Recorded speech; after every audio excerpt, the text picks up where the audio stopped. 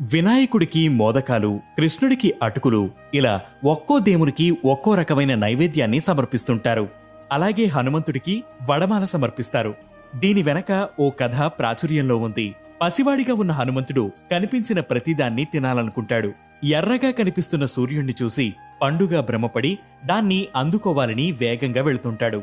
మరోవైపు గ్రహణకాలం సమీపిస్తుండటంతో రాహువు కూడా సూర్యుడికి అడ్డంగా వస్తుంటాడు. దాంతో తన దారికడ్డొచ్చిన హనుమంతుడు రాహువును అడ్డుకుంటాడు. రాహువుకి జరిగిన అవమానం తెలుసుకున్న ఇంద్రుడు తన ఆయుధాన్ని సంధిస్తాడు. అది ఆంజనేయుని దవడకు తగులుతుంది. తన పుత్రుడికి గాయం కావడంతో వాయుదేవుడు ఆగ్రహించి సమస్త లోకాల్లో పవనాలు వీచడాన్ని ఆపేస్తాడు.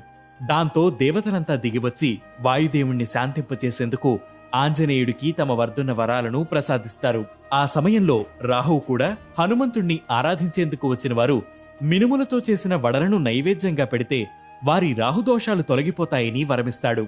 రాహువు సర్పాకారంలో ఉంటాడు కాబట్టి వడలను మాల రూపంలో అందిస్తారు. ఆంజనేయుడు పుట్టింది శనివారం. ఆ వారానికి అధిపతి శనీశ్వరుడు కాబట్టి ఆ రోజు పుట్టిన హనుమంతుడికి ఇష్టమైన మినుములు సమర్పిస్తే శని అనుగ్రహం కూడా దొరుకుతుందని భక్తుల నమ్మకం. ఇది హనుమంతుడి వడమాల నైవేద్యం వెనుకున్న కథ.